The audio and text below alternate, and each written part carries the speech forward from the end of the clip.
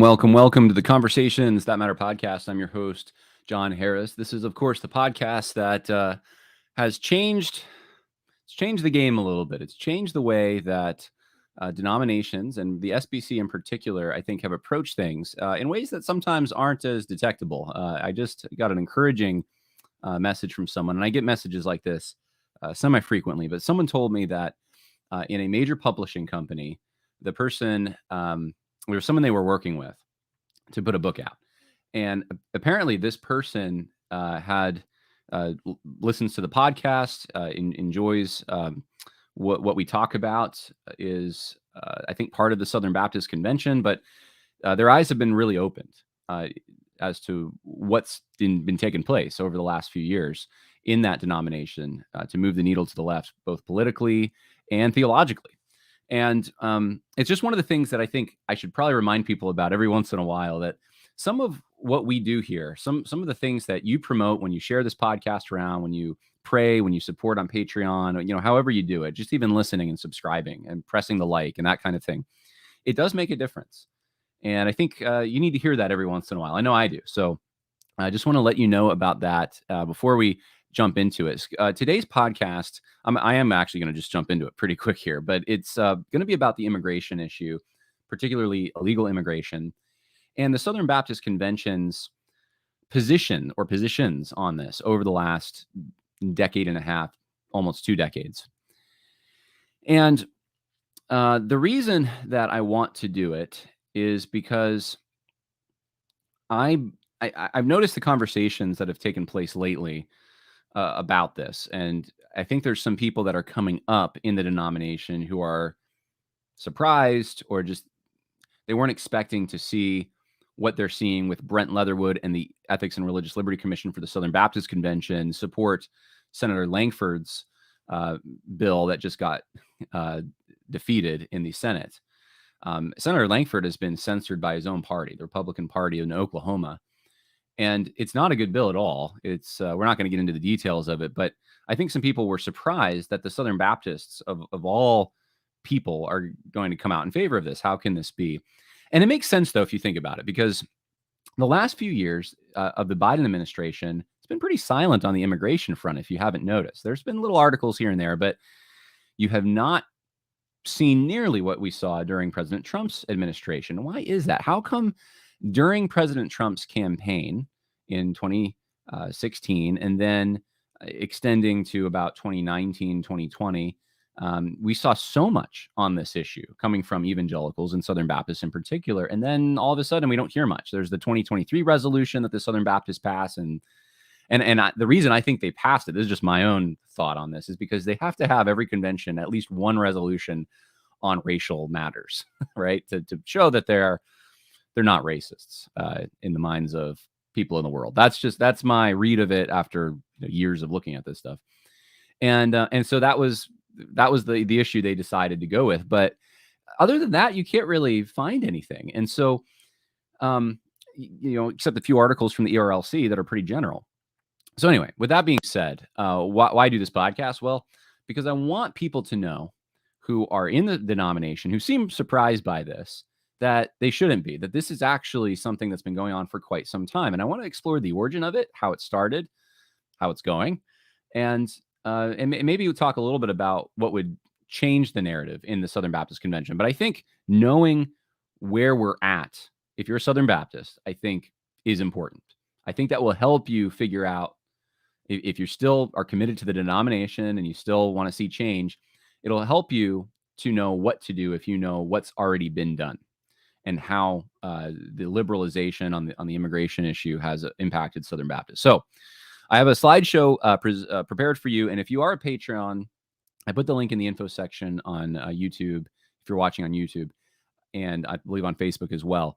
You can click on that link and it will take you to the slideshow if you want to follow along or you want the information later. It's all in detail, cited, so everything's got a primary source so you can see exactly what I'm talking about if you want to check up on anything that I'm going to be saying in this particular podcast. So with that, let's talk about the Southern Baptist Convention. And we'll start here. I think this is the first question people ask, so I'm just going to get it out of the way. Is there a financial incentive, John? Is there a reason monetarily that the Southern Baptists seem concerned with liberalizing their approach to immigration and promoting illegal immigration? Really, I mean, let's get to the bottom line here. That's what's going on. And I have to answer that very carefully. Yes and no, or maybe might be the best answer. It wouldn't surprise me. It's a safe assumption, but there's not a lot of publicly available information on this. Now, I'm sure there's tons of information for insiders, but that's one of the things about this Southern Baptist Convention. The insiders generally don't share. So here's what I've written about this after looking for sources on it. The Send Network, okay, the Send Network. This is for Southern. I should probably say this too before I start reading this. This podcast is for Southern Baptists, okay? So when I say Send Network or ERLC, I'm kind of expecting that you know what I'm talking about. It's also for political conservatives. I'm not going to be debating border policy or immigration on this particular podcast. I just want to inform you about where Southern Baptists have been on it.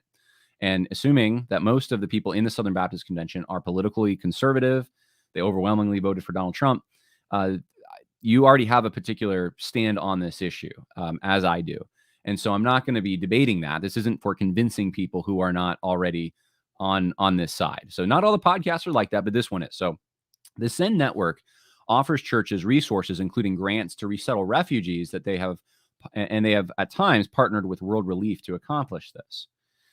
Now, according to World Relief, their organization receives $925 per migrant, plus an additional $200 that is distributed according to need. Volunteers for their organization teach asylum seekers how to use credit cards, file taxes, and use their EBT card to access resources like food stamps. In 2022, 66% of their annual budget came from public grants, and this ranges from year to year. Some years it's higher. In 2016, I think it was like close to 75%. So they get well over half of their money coming from the government. And this is an organization that's a ministry, right? I mean, it's World Relief. But the Southern Baptists have a relationship with them on some level. Just recently, Send put out a statement about the relationship that they have with Send Relief for Afghan refugees specifically. So does it go into other areas as well? I'm not sure, but I'll tell you this. According to the Department of State, Send Relief operates a refugee processing center in Boston. So something's going on. There's money coming in somehow. Though financial incentives may play a role, something more deeply rooted in ideology seems to have swayed convention leadership, I believe. And so I'm not satisfied with these explanations, and you'll hear them, that it's just bags of cash. That's all it is. It's just a bunch of money. And the Southern Baptist Convention was bought off, just like so many organizations. And if we could just stop the money, the dark money coming from Soros front groups and things like that, then everything would change. And I'm sure that money does talk. I'm sure that it has a major influence. I'm sure that there's incentives in this area, including the area of immigration. But I'm not satisfied fully with that as an explanation for everything, but because you do have a significant amount of people in the denomination who are aspiring for leadership. I sat next to them in my seminary classrooms who have bought into this stuff without any financial incentive for them. They're not aware of this stuff. They know what they've been told by their professors and that kind of thing, but they're buying into it ideologically. They're being convinced that this is the right thing to do. They're being taught. They're finding information that's steering them in this direction, and it's not all money. They don't have money. Some of them don't even plan to work for immigration resettlement ministries and that kind of thing. They're not in that world, but they're buying into the argument. And I'm not talking about the whole Southern Baptist Convention. Remember, they're conservative for the most part politically, but I do know that the people that end up taking the reins of leadership, who climb the ladder, they end up buying into this pretty strongly. So yes, I think financial incentive plays a role, but I don't think that's necessarily everything. Now, I want to share with you a tale of two resolutions, because there are two resolutions that if you compare them, I think it offers a lot of, it shows you like from where they came and where they are now, the difference between the two places, how they went from a politically conservative organization to an organization that is pushing the needle left on the immigration issue. And so I wanted to compare the 2006 resolution on the crisis of illegal immigration and its 2023 resolution. So 2006, 2023. Both of these resolutions are on basically the same topic, but they are very different in how they approach it. Now, there's some things that are the same. Both call for strong borders, but the more recent statement gives government the responsibility to, quote, care for migrants, unquote. So the government now has that responsibility. That wasn't in 2006. It refers to the United States as a nation of migrants, unquote. That's those buzzwords are making their way into the Southern Baptist Convention, and it promotes using immigration to diversify churches. So in order to match Revelation and how churches are supposed to look, immigration serves as a mechanism by which that can happen. That wasn't anywhere in the 2006 resolution. Now, the other thing is the term illegal's gone. In 2006, you could call them illegal immigrants. They came here illegally. But now that language is gone, and as well as calls to restore trust among the citizenry, that the government has betrayed its citizens. They're not enforcing the laws on the border, on immigration. That language is gone in the 2023 resolution. They're not talking anymore about, quote, punishing employers who knowingly hire illegal immigrants. That was in the 2006 resolution, no longer. And there's a couple other differences as well. The main shift I saw was that the Southern Baptists in 2006 wanted the federal government to enforce existing laws, but today they want the creation of new, more compassionate ones. That's what's going on. So the Southern Baptist Convention has oriented itself. It was really more for the members of the convention, the consequences that would fall upon them if the government continued to kick this issue down the road and didn't actually deal with it and ultimately failed to enforce our own laws. That was the concern more. And it wasn't that they weren't concerned about immigrants who are taken advantage of by employers who wanted to exploit them and that kind of thing. That's in the 2006 resolution. But you get this sense of reading it, they want the government to do its job, and they're concerned with the members of their organization. You don't see that in 2023. It is much more, it says, yes, we got to secure the border, but is much more focused on the migrants as victims and that things need to be done for them, including the government has the responsibility now to care for them. So that's a big shift. Now, how did that happen? That's not, a very long time between 2006 and 2023. Now, in today's news cycles, maybe it is, but they didn't used to be a very long time. I mean, it's less than 20 years, and yet they've really done a huge shift on this. And one of the people I think most responsible, of course, is Russell Moore. That shouldn't surprise regular listeners of this podcast. Russell Moore engineered a lot of this as the president of the Ethics and Religious Liberty Commission, the ERLC. And he carried on, it's carried on today, that same work by Brent Leatherwood, who is the current president of the organization. Moore became known outside Southern Baptist circles mainly because of his major media op-eds and interviews on racial issues, including immigration reform. He had a habit of using opportunities on progressive platforms to critique political conservatives in his own denomination. In a USA Today interview, he compared people who use terms like illegal alien and anchor babies to those who dehumanize unborn children by calling them embryos and fetuses. So this is where you start seeing that the pro-life issue gets brought into this, that if you say illegal immigrant or illegal alien, you are now like someone who's an abortionist who just doesn't see a baby for who a baby is, doesn't see a life there. So it's part of being pro-life now. That's one of the things Russell Moore introduced to the Southern Baptist Convention, or at least made popular. In a New York Times op-ed, he opined that the man on the throne in heaven, so Jesus, is a dark-skinned Aramaic-speaking foreigner who is probably not at all impressed by chance of Make America Great Again. So this tells you where Russell Moore stands. And he's been this way for a long time. It's interesting to me how long it takes people to catch on to this. Even in 18, 19, when I really started. I've been writing actually against Russell Moore for a while. People weren't paying attention to me at that point. But I think my first thing against Russell Moore was like maybe 2014 or 15. And it took a while for people, even more politically conservative leaders in the denomination, to figure this out. If you go back, this is one of the most interesting things. If you go back to 20, I think it's 16, it is. because in response to the article that Russell Moore wrote, this op-ed in the New York Times, Donald Trump went on Twitter and just said that Russell Moore is a nasty guy and he doesn't represent evangelicals. You look on the response to that particular tweet, who was defending Russell Moore, and it's everyone. It is everyone it's just about everyone you consider today to be a conservative in the denomination is defending Russell Moore. And it's incredible to me. We're just, I don't know what it is about conservative. Maybe that's another podcast, but why are we so delayed on these matters and we can't see what's right in front of us sometimes? It's very fascinating to me. But that was what Russell Moore brought. Here's a quote from 2019 Leading the Way Summit in Washington, put on by the National Immigration Forum. He said, an evangelical Christian who despises immigrants is an evangelical Christian who is self-defeating and self-loathing, because most of the body of Christ on earth right now, not to mention heaven, is not white, is not middle class, and is not American, and doesn't speak English. This is the kind of thing Russell Moore did quite a bit. And he loved to do this kind of thing.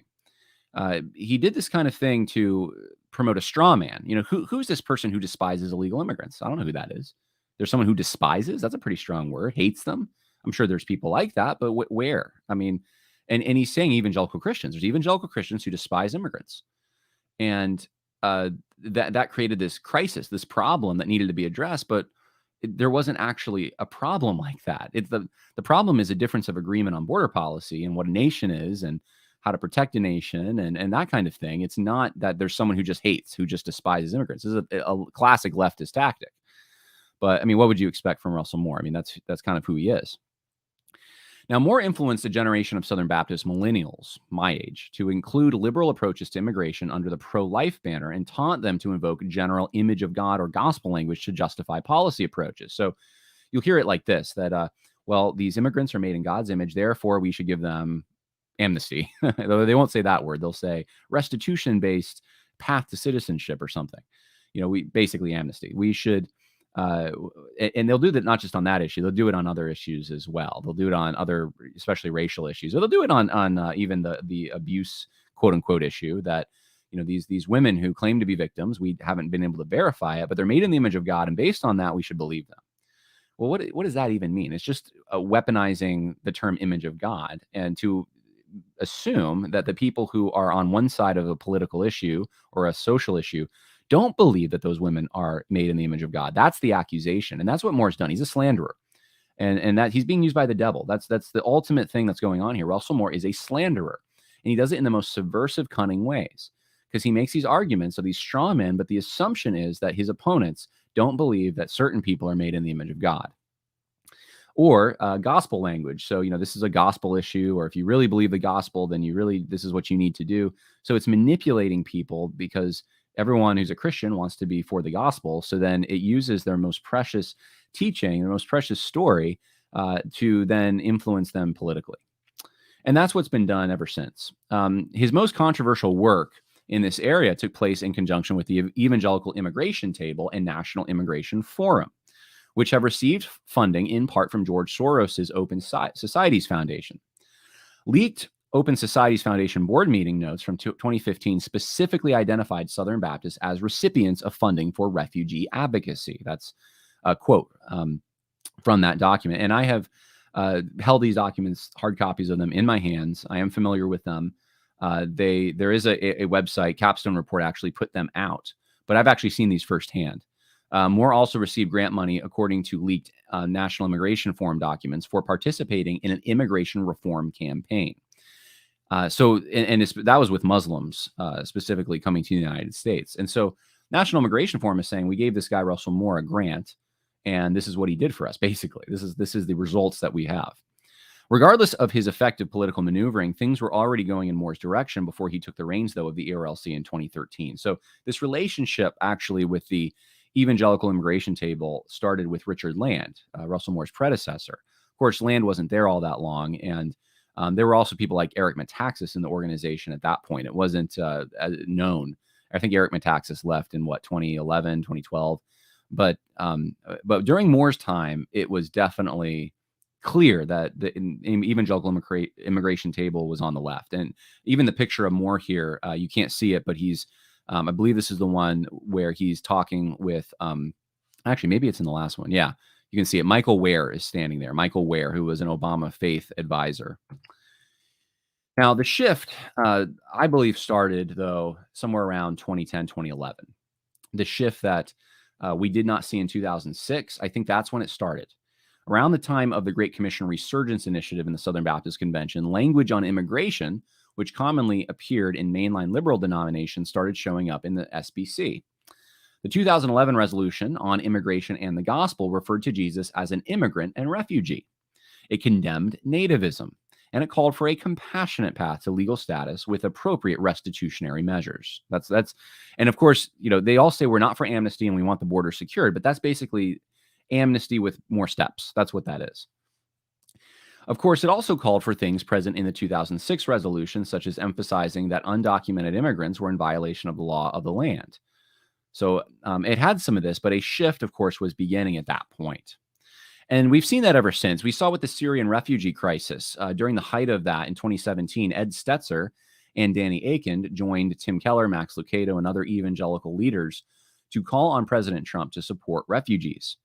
In an ad sponsored by World Relief and published in the Washington Post, the message was simple. President Trump's temporary moratorium on refugee resettlement pending a proper vetting process was inconsistent with Christ's compassion, and Christians who desired to receive many thousands more people should oppose it. So World Relief, of course, is one of these organizations that's getting tons of money, as I talked about earlier, from the government for refugee resettlement. And of course, they're not going to want those numbers to decrease. That's their bread and butter. And they put this out there, but guess who signs it? A bunch of Southern Baptists joined to sign this. And if you remember correctly, this moratorium was supposed to be temporary. This was the understanding was, we're not vetting these people. We don't know who's coming in. We need a better way to do this. And until we can figure that out, we got to stop. That's what it was. And people thought at the time, I mean, it was just like, it was, let's just react without thinking through what's going on, that all these poor refugees, they're not, they need to escape the countries that they're in, and they need to come to the United States, and we're prohibiting them, and it's not compassionate. But it's not compassionate to your own citizenry when you're not even vetting them. And that was the problem. And it didn't last forever. I think it lasted, 7 months, something like that. And then there was a process put in place by the Trump administration to actually properly vet who was coming. So there were a lot of people, I think, even with good intentions, who signed these kinds of things, but just did not do their homework. And they followed the leader. They just trusted, well, the evangelical leaders that I'm friends with are signing it, and so I think it's probably fine. And it wasn't. And that's one of the mistakes we can never make again, unfortunately. We probably just need to do our homework on things, or else keep our mouth shut and not engage in it when there's issues more complicated than we have the bandwidth for. Well, then there was the DACA issue. The DACA issue. Now, some of you might remember Dreamers, the DREAM Act, which failed to pass Congress. The Obama administration decided to step in and create an executive order referred to as DACA. And later in 2017, Russell Moore, this was during Trump's administration, anticipated that that particular program started by President Obama was going to end. And that program allows certain migrants brought to the United States by their parents to remain. It was migrants who were under 16, I believe. I'm trying to remember the year. I think it was before 2010 or something. But the people at the time that Russell Moore is advocating for this, some of them could be in their 30s, right? These aren't necessarily, they're not children, which is how they always portray this, is like these little children. How dare you? They're not all children. And it's even many of them who came, for some of them, up until their teenage years, they spent their lives in a foreign place. It's always presented as they've always just grown up in the United States. That's not even 100% true, but that's how it's presented. And you had Donald Trump not wanting to renew this, and the Southern Baptists then again came together. Now, this was actually a meeting Russell Moore called, and he had 50 evangelical leaders, including, though, past Southern Baptist presidents. He had 4 of them. And they endorsed the underlying policy aim of DACA and urged Congress to provide a pathway to permanent legal status or citizenship. So amnesty with steps. World Relief again sponsored a message to President Trump urging him to renew DACA and allow 700,000 illegal migrant dreamers to stay in the country. Additional Southern Baptists at the time signed, including Beth Moore, Karen Swallow Pryor, and Micah Fries. And there's many more. I'm just not listing all of them.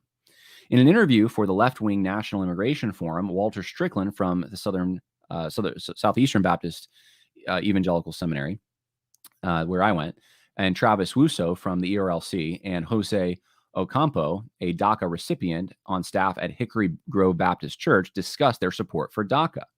Now, I'm going to play for you a clip here.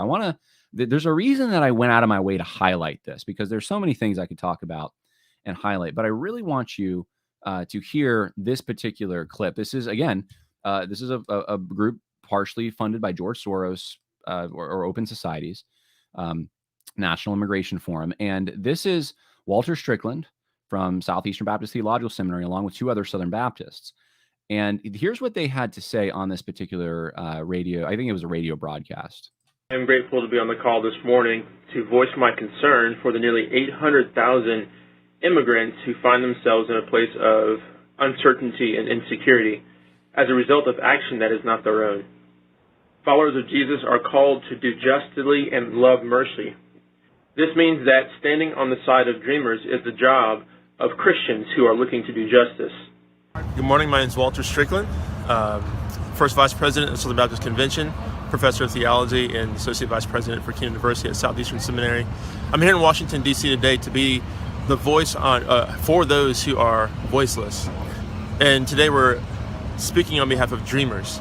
We're here in D.C. to talk to staffers of the Vice President of the United States and also those in Congress to see if they will be willing to pass a permanent solution for dreamers that's timely, so that those people who are brought here to this country as children, who have called America their home for the majority of their lives, if not almost all their lives, who know no other place is home, to have a legal pathway towards citizenship. And so there's about 800,000 people who are currently in the DACA program that we're advocating for, and there's another several million or 1.5 million plus who are dreamers who are here in DC for, speaking on behalf of, and we're hoping to do what the Bible calls us to do, which is to uphold the rule of law, but at the same time have a compassionate view of humanity and human flourishing. And so we're going to call upon our legislators today to make a legal pathway for dreamers to become citizens. And our final speaker today is Jose Ocampo, who is an evangelical Christian, a DACA recipient, and a student at Wingate University in North Carolina. Jose, please go ahead. Good morning. First of all, I just want to say I'm grateful for being here and given the opportunity to have a platform to be a voice for myself and for other dreamers in the country. I'm extremely grateful for DACA. It has changed my life. Jose, do you belong to a church or a faith community? Yes, ma'am. I go to Hickory Grove Baptist Church in Charlotte, North Carolina. And do folks know about your status? Yes. I do attend the Latin campus of Hickory Grove, and my pastor, the main pastor there, is aware. He's actually, because of him, I've had the opportunity to come here. From my perspective as a pastor at Hickory Grove here in Charlotte, with a community that is filled with guys like Jose, dreamers that are seeking to invest their lives, not just in the church, but in the community, it makes perfect sense. Not just for Jose, but for me. It makes perfect sense to have a legislative solution to dreamers, so we can have them as a part of not just our community, but as a part of the United States of America. And I'm very open about my situation because I do feel that we need to voice who we are. In order to change, we have to voice who we are. So my church knows, and they've been extremely supportive. They've always looked out for me. If any opportunities come, they let me know, especially somebody who's been my mentor, which is the pastor's son, has always looked out for me, especially his wife. They always try to find solutions and help me to be able to continue to achieve my goals and my dreams. So I love my church. I love my community. They've been extremely supportive, and they've helped me out tremendously. Well, we have his servant saying that this is hard to listen to, seeing where we are now, and I agree, it is hard.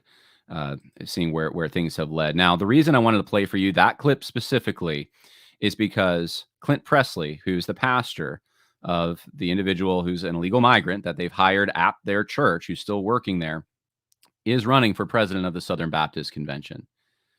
And he is, from my understanding, portraying himself as conservative and concerned about the leftward drift and all that kind of thing. But yet, this is what he was saying. Now, you could make the argument, well, that was like 6-7 years ago. Does he still believe that? Well, I mean, I don't know. I mean, the guy's still on staff. I don't know what his status is, but this is someone who was pushing the needle left, who was helping push the needle left in the denomination. And I think one of the things, I don't mean to discourage people too much about this who want to retake the SBC, but you got to be careful of this. There are a lot of people in the Southern Baptist Convention who are noticing that there's been a wind change. Biden's pushed the needle so far. And because Biden has pushed the needle so far, there's an opportunity now to cash in on those who are upset about how far Biden has pushed it. I don't know if anyone caught last night. Biden is not in his right mind. I mean, it's very easy to be against Biden right now. And so this is a something for their conservative audience in their denomination. This is something that they have to be careful. If they push the needle too far left, then you know what happens. And so I did an episode, what was it, maybe 2 or 3 weeks ago, on those who went woke and now want to kind of crawl back and say we're against that, we're conservative, or we're concerned about that. And it's very easy to do that after the casualties have been picked off, after the battle. The battle's been fought, people are dead, and then you go on the battlefield and say, I don't like what the other side did. That's how it feels a little bit to some people who are in the trenches at that time. And one of the things I said was, you can't be 100% cynical on this. There are people who legitimately change their mind, but it takes time to test that. It takes time. It takes years sometimes to test that. And then the requirement is that person's got to contradict. They got to own up to what they said. They got to contradict it and say, I don't believe that. One of the reasons I didn't vote for Trump in 2016 was that I was like, he's like been a conservative for what, 5 seconds? Or he says he is. I don't know what this guy, I don't trust him. I don't know. And then it took 4 years for me to see, okay, some of the things he said he was going to do, he actually tried to do them. And that built up a trust. And I'm not saying Trump's perfect at all, but it built up a trust that wasn't there before. And that's just how we should be on everything, right? And not bashing anyone who saw in 2016 that he was a better choice or whatever. I get that. So I didn't want to take a rabbit trail on Trump, but it's the same way with leadership in the Southern Baptist Convention. You got to show me, where has Clint Pressley owned up to this and said, I don't agree with that anymore. Right? That's the kind of thing. And of course, I'm preaching to the choir. This is for conservatives, political conservatives, and theological conservatives. I'm not arguing against or for his point right now. I'm just saying, for people who already have come to the conclusions that many of us have come to on immigration, Clint Pressley was on the opposite side of that. And so I just want you to know that. And he's, I can't remember who all was running for a convention president. I know there's a guy who's even to the left of Clint Pressley quite a bit, from what I understand. And so I'm just saying, be careful of this. You gotta make sure that the people who say they're conservative and want to fight, that really is where they've been consistently, or at least where they haven't been there, that they've owned up to it, and they're showing now fruit of different fruit. Keybone is the other. Oh yes, T. James Boone just told me Keybone is the other guy, and I don't know enough about him, but I understand he's very far to the left. Okay, so let's keep going though, with because we got more to talk about here. So that was the DACA issue and how Southern Baptists responded to that. And then you had restitution-based immigration reform in 2019. Denominational leaders, including Danny Akin. If you notice, Danny Akin's name comes up a lot with this stuff. Brent Leatherwood, Bart Barber, and Dean Insera all signed an evangelical call for restitution-based immigration reform, published by the Evangelical Immigration Table. The statement portrayed deportation as unjust.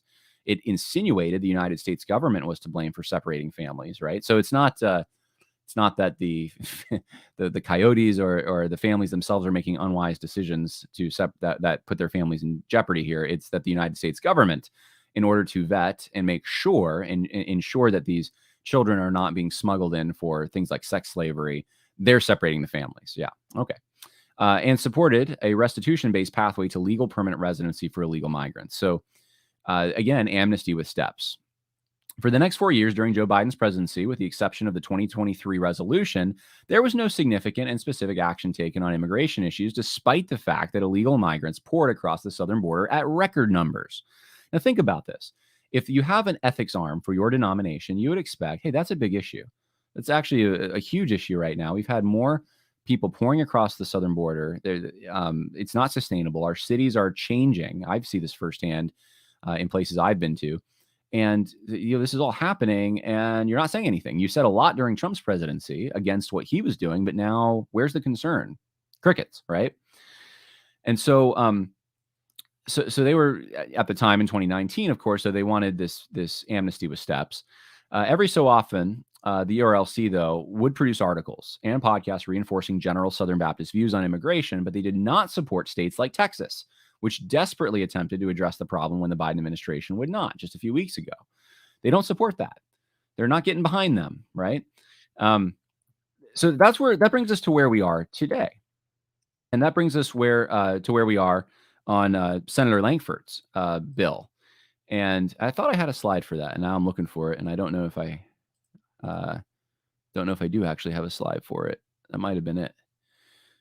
So I'll just I suppose end with that, though. I wrote some notes down on this. So you have about 2 seconds ago. So this month, this is the recent news, right? This is why I'm doing this podcast now, in a way. You have a bill that is proposed by Senator Langford. And all of a sudden, Brent Leatherwood and the ERLC take this strong, significant stand, right? They're going to champion this bill that got defeated. And the bill would essentially require the Secretary of Homeland Security to exercise emergency authority in order to respond to the border crisis if over 35,000 illegal migrants crossed a week. Okay, so under that number, I guess you don't have to. You don't have to act, I guess. Yet it would prohibit this authority if the weekly crossings were under 24,000. So you have a minimum number here of 24,000 that are going to just be ensured that they can come in, I guess. So they're going to come in just at a different rate. And of course, the Department of Homeland Security already possesses this ability to secure the border through existing law, but refuses to. So predictably, the law did not pass, and the Republican Party of Oklahoma censored Senator Langford for his role in attempting to get a bill through that was so out of step with conservatives in the state. A similar divide, though, exists between Southern Baptists and their own leaders. Okay, so you have Senator Langford, who is a Republican senator in Oklahoma, censored by his party because he's out of step with them. The same thing's happening with people like Brent Leatherwood. He's out of step with the people in his denomination. What's going to happen? Is the denomination capable of censoring him? Now, I know they don't have censoring, but showing up and actually voting overwhelmingly for a different candidate for president who will put people on the committee of nominations that will then put people on these various entity committees, trustee boards, in order to change the denomination. That's the question. And that's been the question since I've gotten involved in this. And I've only pretty much seen defeat after defeat, with slight little things that maybe you could say that might have been a victory. And usually they're rearguard actions. It's pretty much been defeat after defeat. Can something change this year? I don't know. But that's what would have to happen. Something similar to what the people of Oklahoma have done to Senator Langford. That's the starting point. And, I wanted to end this with a quote, this whole presentation, that, the Southern Baptists are funding these institutions that do not share their understanding of Scripture, but they also don't sometimes even share their understanding of the gospel. That's what it appears. And I don't know how to make more sense of this. I took a tweet. This was from a few years ago, and I probably could have taken a number of quotes that are similar. But Danny Akins said once that the refugee and immigration crisis is not a national issue, but a gospel issue. And that kind of careless language gives the impression that you have a strong majority of leaders in the denomination, at least those who disagree or fail to do anything about it, who push the needle left because they think it's a gospel imperative of some kind. It's part of their duty as a Christian. It's part of the gospel. It's part of the central teaching of the Christian faith. And if this is true, then that means that adopting a liberal framework on immigration is serious business, because it's not even a political issue anymore. It's a cardinal issue of the faith. If that's true, then you have leadership that are so far apart from you, not just politically, but spiritually. And that should be, I think, a major concern. So those are my thoughts on the Southern Baptist Convention, where it's gone in the immigration. I've taken you from 2006, when it was still conservative on these issues, to the present day, and just given you a whole file. That's what my wife calls them, a whole file on how we got from A to B. And hopefully that helps some people in the denomination who do want to steer it in a conservative direction. How does this stuff happen? It doesn't happen all at once. It happens in increments over time. So there's, I actually didn't plan to click on that, but now that I clicked on it, C.W. Johnson Jr., I guess, says it is an invasion. We have a responsibility to protect our borders for our families. It is the law. Many people are being hurt from this invasion, both immigrant and fellow citizens. I agree. And then Kat says, I don't know how to make sense of this. John Harris quoting me. Yeah, I mean, some things I can try. I think I made some sense of what's happened. Like, here's at least the story of how it's played out. I don't know how to make sense of the conservatives as much. This still baffles me. And when people ask me, and I'll come up with an explanation that, it satisfies me the most, but it never completely satisfies me why conservatives are often so lame. Like, you have leftists who are able to fight for their stuff, and conservatives generally just aren't. I think there's a new generation arising that's not like that, to be honest. I think that especially the Zoomer generation, there's going to be some people in that are not as willing to appeal to the gentlemanly code and just let the left walk all over you. Seth Evans says, this is clearly just critical theory in the Southern Baptist Convention. The illegal alien is now a victimized and oppressed class. Jesse Davis says, Russell Moore polluted the SBC, then fled the scene of the crime. Fuzzfire says, as a Christian and Southern Baptist, is there a short, concise book that shows the current problems of the Southern Baptist Convention? I'm not aware of one. I think Megan Basham's coming out with a book that will touch on some of this. I have something more extensive coming out, though, before the convention this year. I meant to actually do it last year, believe it or not, and I couldn't.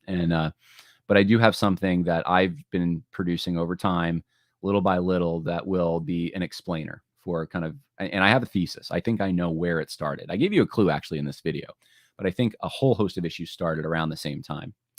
And then T. James Boone says, thanks for addressing this stuff, John. I appreciate you shining a light on things that corrupt actors in the SBC and elsewhere that they try to keep in the dark. So any more comments or questions for me, you can go to johnharrispodcast.com, and there's ways to contact me there. My social media links are there. And if you want to support the podcast, there are options there to support the podcast as well. As always, I appreciate everyone's support. And I just, we should all pray, actually. I just pray, and I hope we all do, that the people in these denominations will wake up. The people who are true believers, who really see what's happening, that their eyes will be open if they don't see, and that they would have the courage to truly stand and to stand for the right things. That's just not what we have. And I think, in this one, I didn't want to get too deep into the weeds on the policy stuff. I've talked about it before a little bit, but I'm thinking about just loving your own family, loving your own people. This is such a fundamental issue in my mind, because it does come back to loving your neighbor in this sense. Like, how is that applied? It's the Order Amaris that Augustine wrote about. It's about proximity and how close people are to you. Those are the people you have a responsibility to love. And when you have people that seem to want to love everyone but the ones in their own backyard, the ones they have a responsibility toward, they want to take resources from them that they need and give it. That's where I have a hard time. That's why I'm, he who doesn't provide for his own household, same principle at play in this. And so, yeah, I mean, that's to me, if you're not willing to provide for your own, if you're not willing to protect your own, then it's just a wisdom issue. You shouldn't be in leadership over organizations where you're going to be called to protect, especially if you're a shepherd, right? Or you're a pastor, or you're exercising authority over pastors and shaping what pastors do. You should be pretty aware of where wolves are. And so I'm not saying it's, there's a spiritual, like it's heretics coming across the border to convince us of things. I'm not saying that. I'm saying, though, there's a parallel here. There's a, if you're not willing to protect in one area, then why would you be willing to protect in another? And it's the same principle for leadership qualifications in Scripture. You got to be able to manage your own household well. So those are just some final thoughts for you. There are a few questions here. Okay, I just want to briefly get to these. Nate Werner said, "Hey, John, do you still keep up with woke teaching at Liberty?" When people send me stuff, and there's stuff like here and there people will send me, and I'm like, well, I mean, it's a big place. That happens. As far as I know, they fared better than a lot of other institutions, but I wouldn't be surprised if it's going on there in certain quarters. Seth Evans says, "Why does Love Your Neighbor now equal any socialistic welfare program?" Also, first-time live viewer, and you read my comments. So awesome. I read 2 of your comments now. C.W. Johnson says, I think I read one of his comments, so this is the second one. "How is the invasion hurting you? Stealing jobs that Americans went to college so they wouldn't have to work. Tone down. I think it's tone down. Tone down the rhetoric and welcome the chance to share the gospel." Well, I mean, I think that we should share the gospel, obviously, with everyone, including those who come across the border. And if you're not a government official and you don't have any authority to enforce any of the existing laws, then as a church member, of course, you minister those things. We minister to sinners of all varieties, whether they've broken that law or other laws. But that doesn't change. That shouldn't. This is one of the things I've seen over and over is the people who are leftists in these denominations want to try to derail people from being concerned about the actual policy issues here, the rise in crime, the unsustainability economically, of the welfare state that's emerged from this, and the degree of dependency. It's not even good for the people who are coming here in every case, because they are developing this generational welfare mentality. It drives wages down. I mean, there's a whole bunch of economic consequences to all of this. And in order to sort of stay, and there's an identity thing too. I maybe touched on that a little bit earlier, but there's a national identity thing going on that you weaken people's shared loves and what they have in common. And so you don't actually, that neighborly feeling that neighborly outlook that we ought to have is weakened significantly, which makes us susceptible to external threats and that kind of thing. And of course, I'll just say personally, I was just in Los Angeles for my grandfather's funeral. And I lived there for a little bit. I was born there. And, I wish I had it. Maybe I could actually pull it up here, because I know there was a billboard that I saw when I was there. And I want to pull it up because I took a picture of it. And for those, it's hard for people who aren't in border states to understand really what's going on there. It's horrible. It is so unsustainable. The medical care alone, what it's done to the hospitals is incredibly detrimental. And I think actually both, I know this is maybe a little, for people in my family listening, a little hard to hear, but I think both my grandfathers would probably be alive right now if there was not an illegal immigration issue. And I'm serious about it. They both lived in a sanctuary city, and that did not do them. And I could get into the specifics, but I don't really want to. Let me show you though. This is here's a billboard that I saw while I was there, and it's in Spanish, of course, but the English translation of this, in-game HUD unavailable. I don't know what that means. Okay. The English translation is "papers in cases allegedly impossible, lawyerangel.com. And guess what's behind there? What kind of papers? Social Security, permanent residency. We can get you papers. We're lawyers who can get you papers. And it's in Spanish. Of course, everything's in Spanish now in the area that my grandparents lived. And it's targeting illegal migrants. It's blatantly targeting them, saying, we will get you Social Security cards. And people outside of those areas say, that's not happening. It's happening, guys. And they are voting. It's totally happening because my family's from there and I have friends there and they all see it and it's common knowledge. So yes, it is hurting us in cultural ways as well. And so I think the leftists, though, they often want to derail that concern to say, well, you should just be sharing the gospel with them. Just put your efforts towards that. The two aren't in conflict. I can share the gospel. Well, I can't. I don't speak Spanish. But someone who does, you can share the gospel, and you can also push for policies, or at least the enforcement of policies that already exist, that will benefit your own, the people who are citizens of the United States, who have a claim, I should say this, who have a claim to the citizenship of the United States.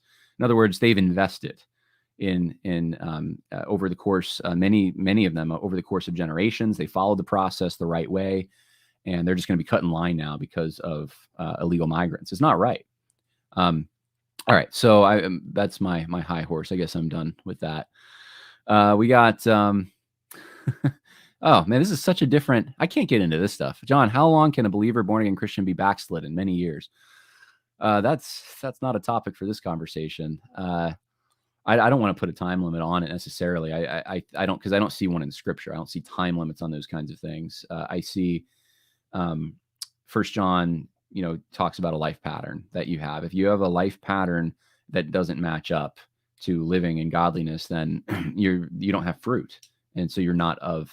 And it's not that that's the basis of your salvation. It's just that you don't have evidence that you're truly a saved individual. So yeah, I mean, if I saw someone over the course of years living in sin and they're confronted about it, and that's where Matthew 18 comes in, right? If they went through a process of they've been confronted and they still continue to sin unapologetically, then yeah, you have to treat them as if they're not believers. Okay, I'm the last question. Sorry. What would make someone believe that the church in America can convert these illegals when our literal neighbors down the street reject Christ? Convert Americans first, then we can talk about illegals. Well, I mean, we should work on converting everyone who's in our proximity, and that might mean people who are illegal migrants who have moved in down the street, right? We should that should be a concern of ours, but it's. I guess I'm just repeating what I said earlier. It's not that takes away the concern of the damage that this does to the people that we should have more of an affinity toward, or I should say responsibility. We have more responsibility toward. Okay. This C.W. Johnson has some interesting thoughts on some of this from the left. Yes, American citizens also do commit crimes, obviously. No one's disputing that. But they are supposed to be here. It's different when you have people who are not supposed to be here committing crimes. Those are crimes that should not have been committed. That's the point. All right. Well, that's the end of the podcast. God bless everyone. More coming. Bye now.